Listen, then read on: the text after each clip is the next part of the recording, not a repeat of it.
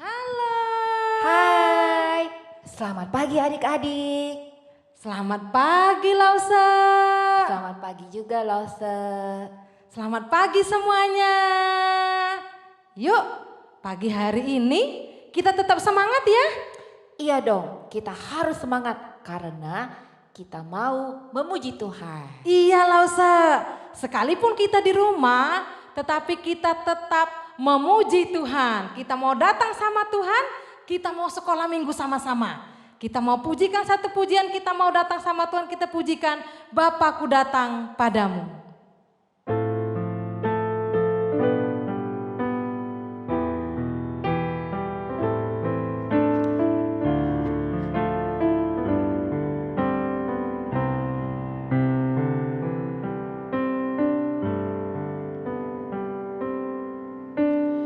Bapakku datang padamu, naikkan ucapan syukur atas kasih anugerah-Mu yang indah setiap hari. Sekali lagi Bapakku datang padamu. Bapakku datang padamu, naikkan ucapan syukur atas kasih anugerah-Mu yang indah setiap hari. Pagi hari, Pagi hari, siang hari, sore dan malam hari, tak hentinya mengucap syukur atas kebaikan. sekali lagi Bapakku datang padamu sambil sikap berdoa. Bapakku datang padamu. Bapakku datang padamu, naikkan ucapan syukur atas kasih anugerah-Mu yang indah setiap hari. Pagi hari, Pagi hari, siang hari, sore dan malam hari, tak hentinya mengucap syukur atas katakan sekali lagi pagi hari lebih sungguh-sungguh lagi. Pagi hari, siang hari, sore dan malam hari, tak hentinya mengucap syukur atas kebaikan-Mu. Atas kebaikan-Mu. Atas Sekali lagi katakan atas kebaikan, kebaikan-Mu Tuhan. atas kebaikan-Mu. Adik-adik, Lause Jessica akan pimpin kita dalam doa. Mari kita berdoa. Tuhan Yesus, terima kasih Tuhan sudah sangat-sangat mengasihi kami. Tuhan memberikan kami keluarga, Tuhan memberikan kami kesehatan, Tuhan melindungi dan menjaga kami. Tuhan, kami mau ibadah sekolah minggu hari ini, mohon Tuhan yang memberkati. Dalam nama Tuhan Yesus kami berdoa. Amin. Oke, adik-adik, Tuhan Yesus itu sayang banget sama Lause. Bener ya Lause? Benar Lause. Dan juga sayang banget sama adik-adik. Dimanapun kita berada, kapanpun kita berada, ada Tuhan yang tidak pernah meninggalkan kita. Saat kita senang, saat kita sedih, Tuhan juga selalu bersama dengan kita. Karena itu, Lause mau ajak adik-adik untuk sama-sama menyanyikan lagu dengan penuh semangat, lagu Jalan Serta Yesus. Tahu ya gerakannya ya, semuanya menghadap ke kiri ya, oke? Semuanya kita berdiri Lause. Iya, semuanya bangkit berdiri. Yuk kita balik Iya, ke iya kiri oke ya. kita pujikan Jalan Serta Yesus.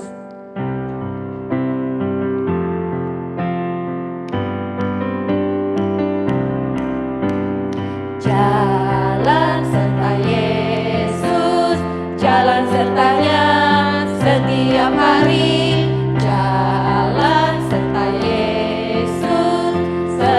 Yesus selamanya. Jalan dalam suka, jalan dalam duka, jalan sertanya setiap hari. Jalan serta Yesus selamanya. Senang ya? Senang Lause. Karena Tuhan itu selalu jalan sama kita sampai selamanya. Iya. Karena itu kita nyanyikan lagu ini sekali lagi dengan lebih semangat. Oke? Oke. Yuk kita balik kiri lagi. Jalan serta Yesus, jalan sertanya setiap hari. Jalan serta Yesus selamanya. Jalan dalam suka, jalan dalam duka, jalan sertanya setiap hari. Jalan serta Yesus selamanya. Oke. Lause, Iya Lause. kalau Tuhan Yesus sayang sama kita mau sayang gak sih sama Tuhan Yesus? Iya Lause, kita mau sayang sama Tuhan Yesus. Kita mau cinta Tuhan. Benar banget. Cinta Tuhan lebih dalam lagi. Iya. Nah adik-adik masih semangat ya? Masih tetap berdiri ya? Kita mau pujikan satu pujian kembali. I love Jesus. Kita mau cinta Tuhan lebih lagi dan lebih lagi. Oke.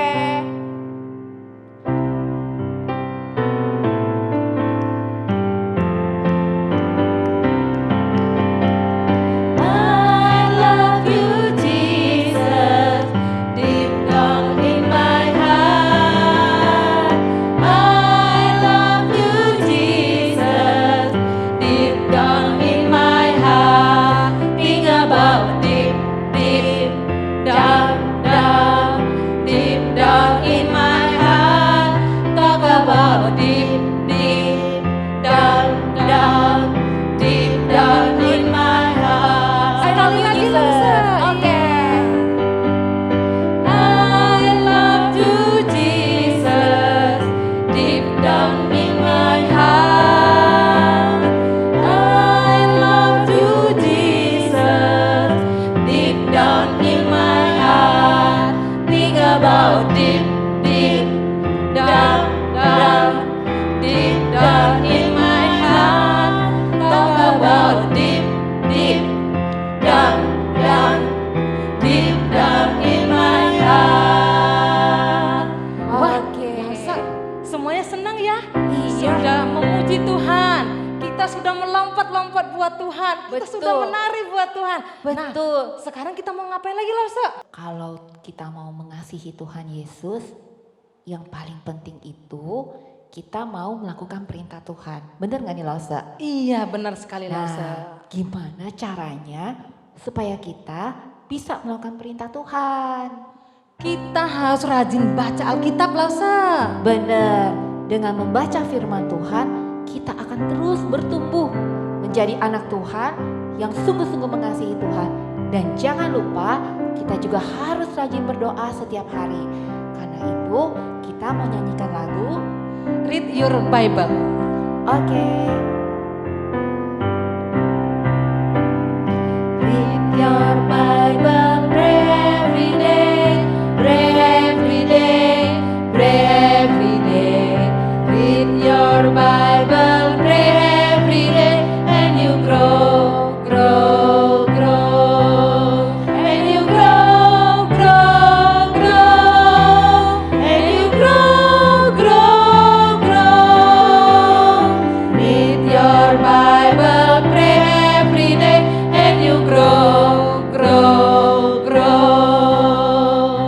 Kalau kita nggak baca firman Tuhan, gimana dong Lause? Bisa nggak- bertumbuh gak? Kita nggak bisa bertumbuh Lause, kalau pohon bisa layu dong. Benar, karena itu kita nyanyikan satu lagu juga ya. Iya. Don't read your Bible, don't Oke. pray every day.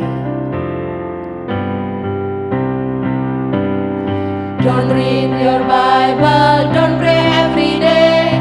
Don't pray every day, don't pray every day. Don't read your Bible, don't pray every day. And you sing, sing, sing. And you sing, sing, sing. And you sing, sing, sing. Don't read your Bible, don't pray every day. And you sing, sing, sing. Karena itu kita harus rajin baca firman Tuhan. Iya, Lause. Sekarang kita nyanyikan dengan lebih semangat karena kita mau bertumbuh, Yes. tidak mau layu, tapi mau bertumbuh di dalam Iya. Tuhan.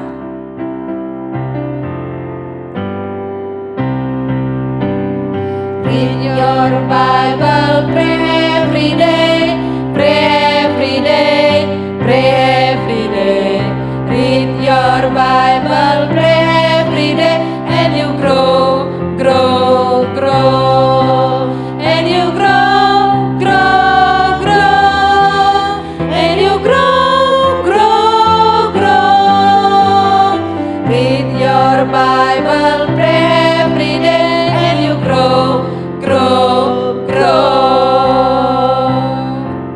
Iya, adik-adik, semuanya persilakan duduk. Kita mau sikap berdoa bersama-sama. Kita mau mendengarkan firman Tuhan. Semuanya lipat tangannya, tutup matanya, tundukkan kepala, kita berdoa.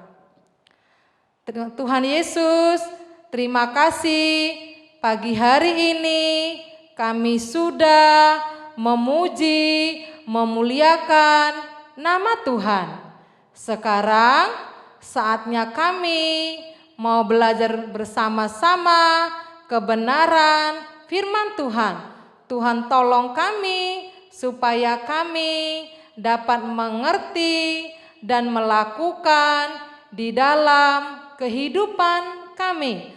Tuhan Yesus berkati pemberitaan firman Tuhan pagi hari ini. Dalam nama Tuhan Yesus kami berdoa. Amin.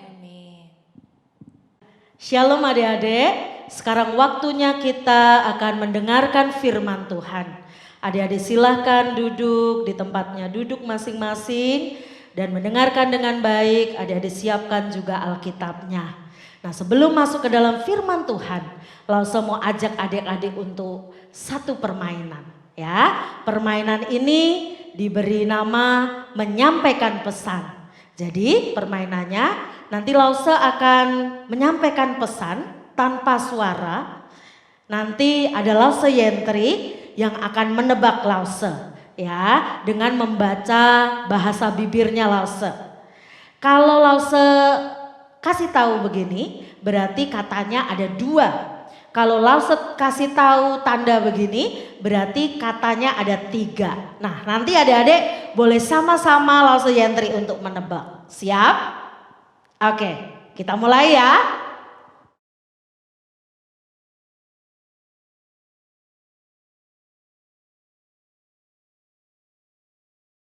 Ayo Lause Yentri.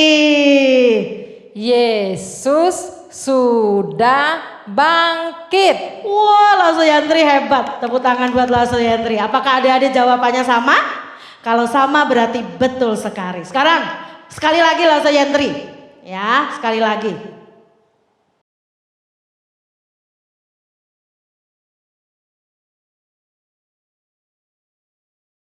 Ayo Lause Yentri. Apa? Jangan ragu, percayalah. Betul sekali. Apakah adik-adik sama dengan Lause Yentri? Kalau gitu hebat-hebat. Nah, sekarang satu ya buat adik-adik sendiri ya. Jawab ya. Lause Yentri tidak usah ikut menjawab. Oke? Lihat bibirnya Lause baik-baik. Nanti adik-adik tebak sama-sama.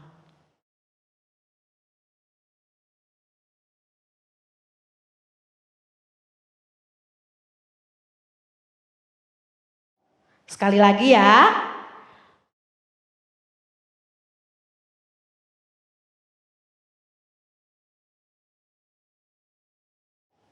Coba, apa yang dikatakan oleh Lause? Apa? Kalau adik-adik menjawab, Tuhan mengasihi kamu, berarti adik-adik betul. Wah ya, hari ini Lause Yentri betul semua dikasih tebakan sama Lause, adik-adik betul. Berarti kalau mau menyampaikan pesan, mau menyampaikan sesuatu kepada orang lain, gampang atau susah? Gampang ya. Nah, kalau cerita minggu lalu tentang Tuhan berpesan, Tuhan Yesus menyampaikan amanat agungnya. Kalau kita disuruh menyampaikan Injil, kabar sukacita yang daripada Tuhan, itu gampang atau susah? Wah, ada yang bilang gampang. Ada yang bilang apa? Susah-susah gampang. Ada yang bilang juga susah Lause, gitu ya. Kadang-kadang apa yang kita sampaikan bisa jadi diterima orang hanya sebagian, sepotong-sepotong saja. Atau cuman setengahnya saja. Atau pesan itu bisa berubah maknanya, artinya kepada orang lain. Atau susah menyampaikan karena orang yang menerima, mereka sudah menolak duluan. Mereka sudah tidak mau mendengar, sudah tidak mau menerima akan berita, akan Injil yang mau kita sampaikan. Nah, adik-adik, hari ini kita mau belajar bagaimana murid-murid Tuhan Yesus. Mereka ketika menerima pesan, apa yang mereka lakukan? Yuk, sekarang kita baca Alkitabnya. Adik-adik, mari kita buka Alkitab kita dari Markus 16 ayat 9 sampai 20. Kita akan membaca terlebih dahulu dari ayat 9 sampai ayat yang ke-13. Dari ayat 9 mengatakan demikian. Setelah Yesus bangkit pagi-pagi pada hari pertama minggu itu, ia mula-mula menampakkan diri kepada Maria Magdalena. Daripadanya Yesus pernah mengusir 7 setan. Lalu perempuan itu pergi memberitahukannya kepada mereka yang selalu mengiring Yesus dan yang pada waktu itu sedang berkabung dan menangis. Tetapi ketika mereka mendengar bahwa Yesus hidup dan telah dilihat olehnya, mereka tidak percaya. Sesudah itu ia menampakkan diri dalam rupa yang lain kepada 2 orang dari mereka. Ketika keduanya dalam perjalanan keluar kota. Lalu kembalilah mereka dan memberitahukannya kepada teman-teman yang lain. Tetapi kepada mereka pun teman-teman itu tidak percaya. Ya, adik-adik, Ibu Maria sudah menyampaikan pesan malaikat dan juga pesan Tuhan Yesus kepada murid-murid bahwa kubur Tuhan Yesus kosong. Tuhan Yesus sudah bangkit dan memberitahu kepada Ibu Maria untuk murid-murid pergi ke Galilea menuju ke sebuah bukit. Tapi murid-murid tidak percaya. Lalu ada 2 orang yang mereka pulang kampung ke Emmaus. Mereka juga menyampaikan berita bahwa Tuhan Yesus sudah menemui mereka, berjalan bersama mereka, makan minum bersama mereka, menyampaikan pesan supaya mereka pergi lagi ke Yerusalem untuk menemui teman-teman dan menyampaikan pesan itu kepada mereka bahwa Tuhan Yesus sudah bangkit. Tapi murid-murid lagi mereka tidak percaya. 2 kali murid-murid mendengar berita mendengar kabar tentang kebangkitan Tuhan Yesus, tapi mereka tidak percaya. Nah, sekarang kita lihat lagi di ayat berikutnya. Ayat 14. Akhirnya ia menampakkan diri kepada ke-11 murid itu ketika mereka sedang makan. Dan ia mencela ketidakpercayaan dan kedegilan hati mereka. Oleh karena mereka tidak percaya kepada orang-orang yang telah melihat dia sesudah kebangkitannya. Adik-adik, Tuhan Yesus harus hadir sendiri bersama-sama dengan murid-murid, memperlihatkan dirinya kepada murid-murid supaya mereka percaya. Tuhan Yesus dibilang di ayat tadi mencela ketidakpercayaan mereka dan kedegilan hati mereka. Apa itu kedegilan? Kedegilan adalah mereka menolak, tidak mau menerima, tidak mau menuruti, tidak mau percaya akan berita yang disampaikan oleh teman-teman yang lain, yaitu Ibu Maria dan 2 orang ke Emmaus. Nah, adik-adik, ketika murid-murid sudah percaya kepada Tuhan Yesus, mereka harus melakukan apa? Di ayat berikutnya. Ayat 15 dan 16, lalu ia berkata kepada mereka, "Pergilah ke seluruh dunia, beritakanlah Injil kepada segala makhluk. Siapa yang percaya dan dibaptis akan diselamatkan, tetapi siapa yang tidak percaya akan dihukum." Nah, adik-adik, pesan Tuhan Yesus, amanat Tuhan Yesus di dalam Markus ini sama dengan cerita di minggu yang lalu. Di Matius 28 ayat 16 sampai 20. Bahwa murid-murid ketika sudah melihat Tuhan Yesus yang bangkit, percaya bahwa Tuhan Yesus bangkit, mereka harus pergi dari rumah mereka.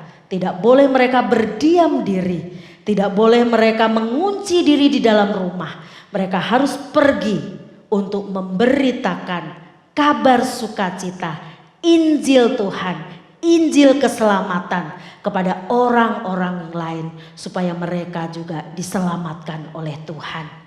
Nah, kalau adik-adik menyimak dengan baik firman Tuhan minggu lalu, ada 4 poin yang dikatakan di sana. Pesan Tuhan Yesus, amanat agung Tuhan Yesus ada 4. Yang pertama adalah mereka harus pergi. Pergilah ke seluruh dunia.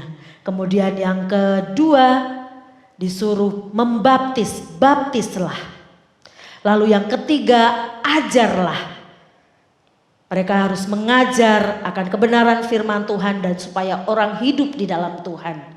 Lalu yang keempat, ada janji Tuhan di sana, yaitu bahwa Tuhan akan menyertai mereka dimanapun mereka berada, kapanpun, dan dalam situasi kondisi apapun ketika mereka memberitakan Injil kepada orang lain.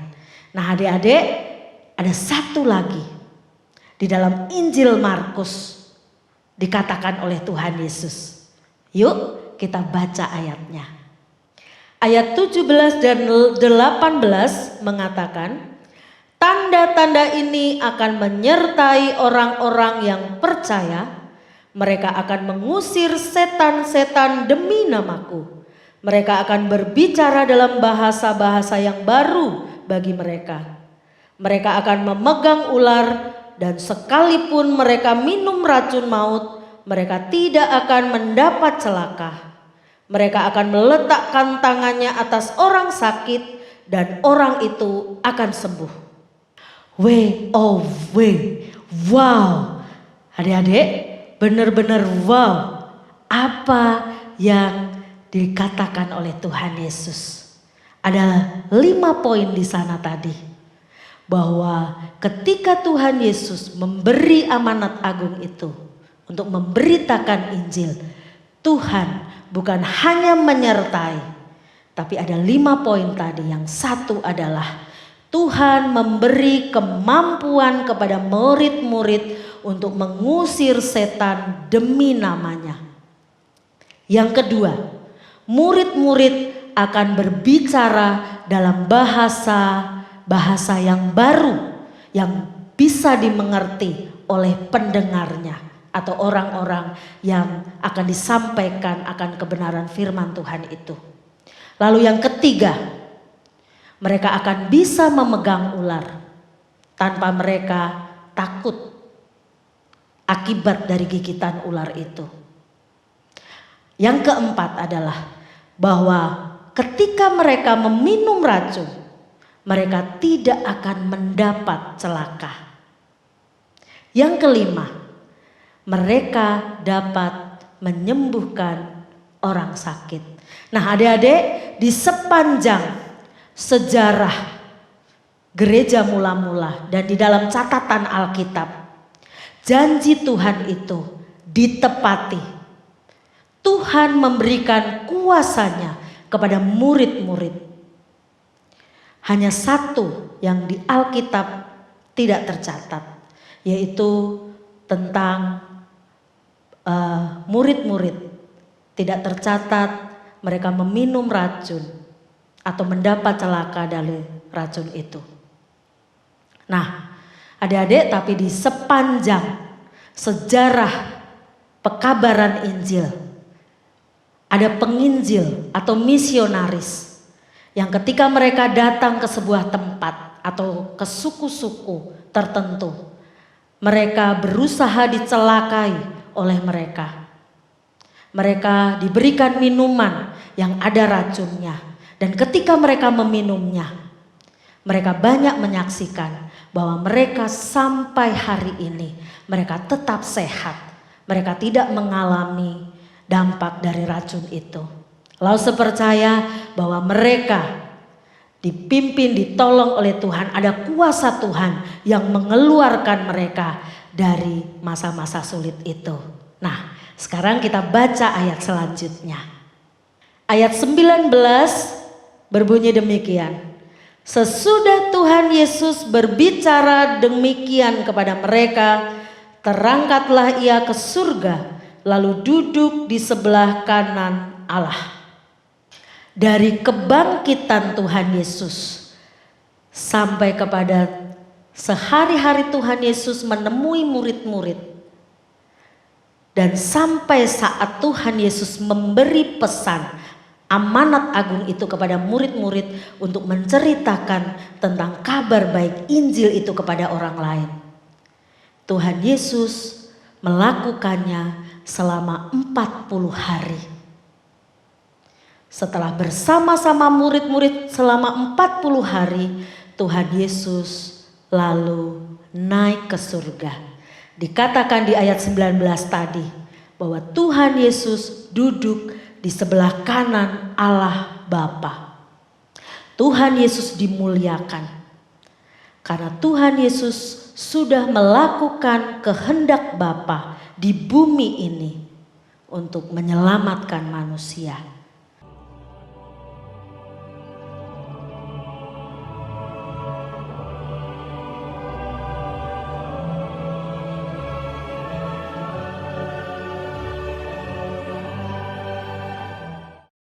Nah, adik-adik, apakah ceritanya sampai di situ saja?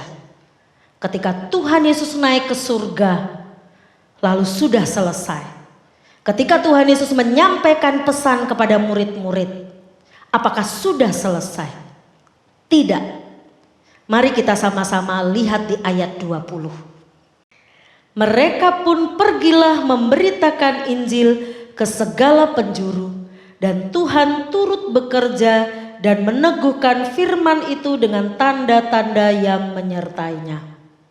Ternyata murid-murid tidak diam saja, tetapi mereka bergerak melakukan pesan amanat agung Tuhan Yesus.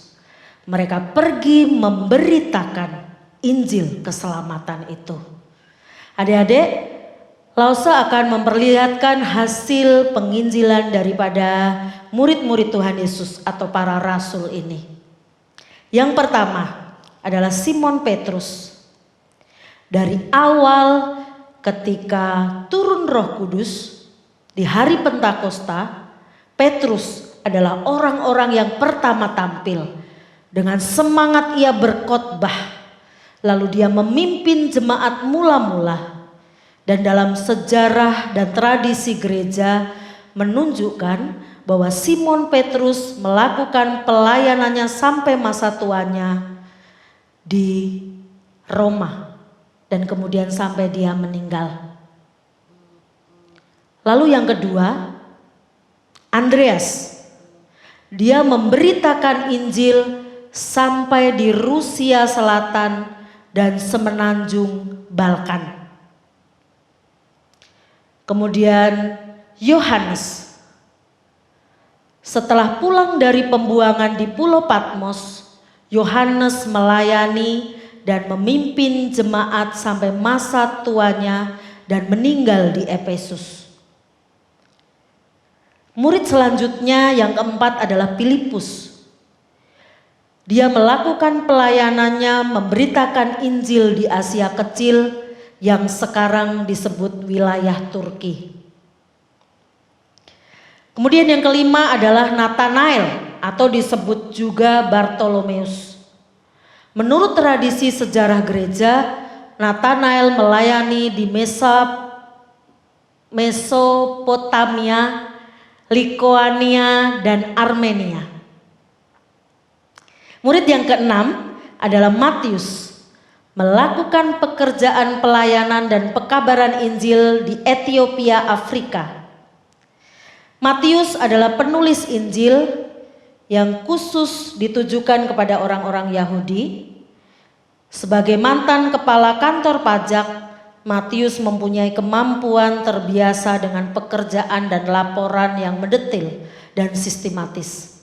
Nah, kemampuan tersebut Matius gunakan dalam menulis ulang semua informasi tentang Tuhan Yesus. Hasil karya tersebut yang dikenal dalam Injil Matius. Adik-adik yang dikasihi oleh Tuhan, kemudian yang ketujuh adalah Thomas. Thomas adalah perintis pekabaran Injil di kerajaan Partia. Pertama kali dia membawa berita Injil ke India, khususnya di Malabar dan di Travancore, India Selatan. Kalau adik-adik melihat atau mencari di Google, adik-adik akan menemukan sebuah gereja namanya Gereja Mar Thoma, dan itu ada sampai sekarang. Nah, adik-adik, murid yang ke-8 adalah Tadeus, melakukan pelayanan pekabaran Injil di Syria, tepatnya di Edessa. Di kemudian hari, setelah kejatuhan Yerusalem, Edessa menjadi pusat kekristenan dan perkembangan gereja mula-mula. Kemudian dia ditangkap di Syria situ. Yang kesembilan adalah Yakobus anak Alfeus. Di dalam perkembangan gereja, dia dicatat melakukan tugasnya pergi sampai ke Spanyol, Inggris, dan Irlandia. Dan ketika dia kembali lagi ke Yerusalem, kemudian dia melanjutkan pelayanannya ke Persia. Yang ke-10 adalah Simon orang Zelot. Dia menjadi pekabar Injil di Mesir, Afrika, kemudian di Inggris, dan kemudian dia kembali lagi ke Mesir. Dan dia juga pergi bersama Simon orang Zelot ke Syria dan Persia. Nah, yang terakhir yang tadi Lause lewatkan adalah Yakobus.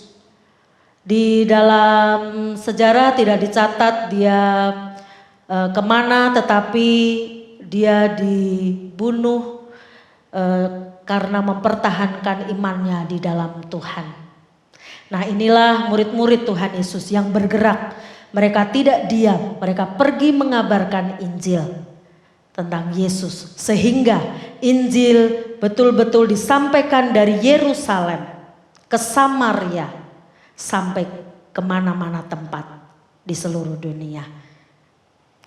Adik-adik, pemberitaan firman Tuhan, kabar baik, Injil keselamatan itu tidak hanya berhenti kepada murid-murid atau para rasul itu. Pekabaran Injil itu terus dilakukan dari gereja mula-mula sampai kepada masa kita sekarang ini. Setiap orang percaya menceritakan tentang kasih Tuhan, tentang pengorbanan Tuhan Yesus untuk keselamatan manusia. Lause memberitakannya kepada adik-adik dan lause-lause yang lain juga. Dan kita sebagai orang percaya punya tugas itu. Nah, adik-adik, ada satu video yang menggambarkan kepada kita bagaimana ada beberapa orang misionaris yang pergi ke sebuah suku. Bagaimana pengorbanan mereka di dalam memberitakan Injil Tuhan. Mari kita saksikan.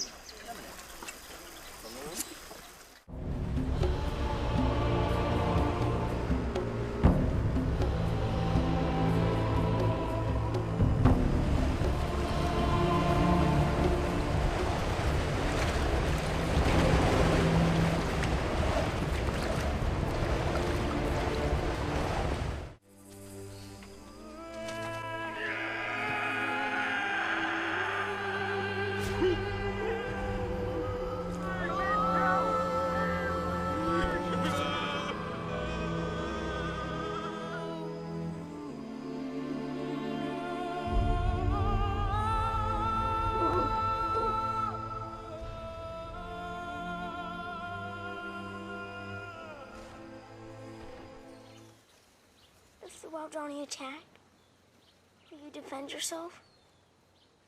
Will you use your guns? Son, we can't shoot the Waodani. They're not ready for heaven. We are. Promise me one thing. Just one. If you get in a jam, a real jam, then promise me you'll say these words to them. What words? The Waodani words. They mean, I am your friend. Your sincere friend. Bua Bia Unumbwa. Bua Bia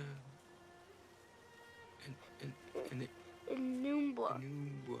Bua Bia Numbwa. Bua Bia Numbwa. Bua Bia Numbwa.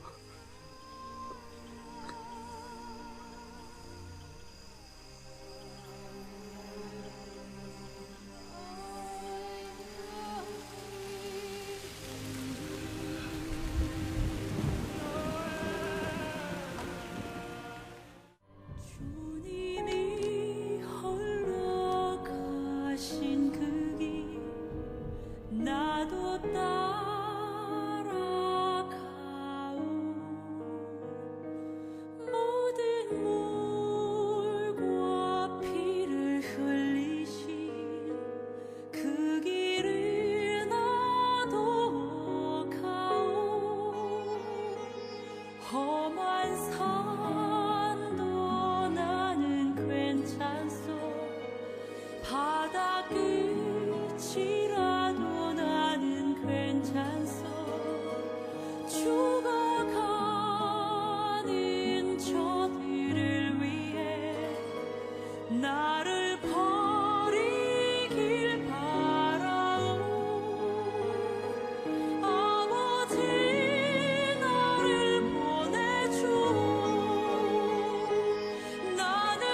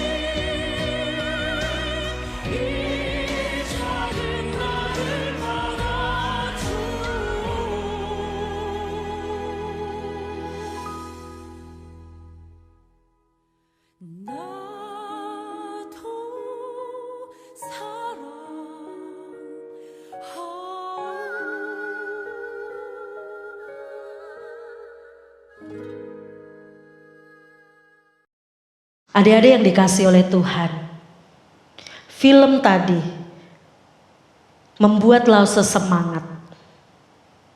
Bagaimana Lause sebagai orang percaya harus memberitakan tentang Tuhan Yesus kepada orang lain supaya orang lain juga selamat. Elliot dan teman-temannya mengorbankan dirinya. Mereka tidak membalas kejahatan suku itu. Tapi mereka mengatakan bahwa dia adalah sahabat mereka. Dia mau dengan tulus mengasihi mereka. Walaupun akhirnya dia dibunuh. Istrinya, anak-anaknya dari misionaris-misionaris itu. Mereka juga tidak membalas dendam.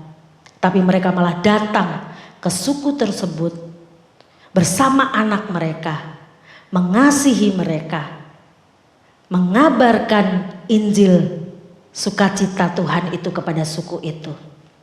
Adik-adik tahu bahwa di akhir film tadi sungguh luar biasa.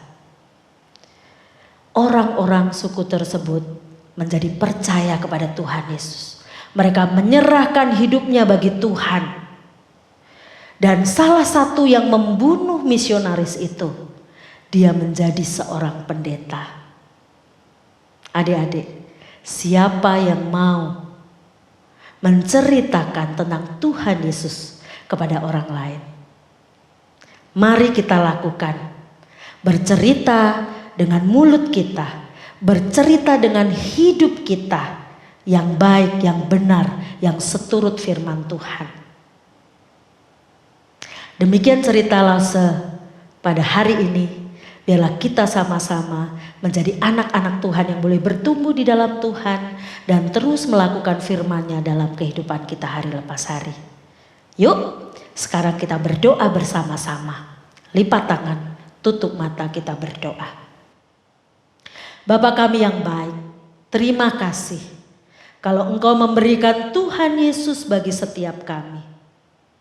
Kami tahu Tuhan, pengorbanan Tuhan Yesus begitu luar biasa dalam hidup kami. Mengorbankan dirinya, mengorbankan nyawanya untuk kami. Ajar kami seperti murid-murid yang sudah menerima keselamatan daripada Tuhan. Kami mau keluar, kami mau memberitakan tentang kasih Tuhan dengan perkataan kami maupun dengan sikap hidup kami. Tolong kami ya Tuhan, agar kami dikuatkan oleh Tuhan seperti murid-murid. Inilah kami, pakailah kami ya Tuhan, walaupun kami masih kecil. Tuhan, kami juga berdoa untuk masa-masa sekarang ini. Kiranya Tuhan terus menolong, kiranya Tuhan terus melindungi kami. Biarlah Tuhan boleh melalukan semuanya ini daripada kami. Kami juga berdoa untuk orang-orang di luar sana. Mereka juga boleh diberkati dan dilindungi oleh Tuhan. Kami berdoa untuk tenaga medis, Tuhan juga menolong mereka. Beri kekuatan kesehatan untuk mereka boleh merawat dan menyembuhkan orang-orang yang terkena epidemi ini ya Tuhan. Kami berdoa untuk bangsa negara kami, pemerintah kami. Biarlah boleh mengambil keputusan-keputusan, boleh melakukan yang terbaik untuk bangsa kami ya Bapa. Ini kami Tuhan, hanya di dalam nama Tuhan kami Yesus Kristus kami sudah berdoa. Amin. Bapa, terima kasih. Bapa, terima kasih. Bapa, terima kasih. Bapa di dalam surga,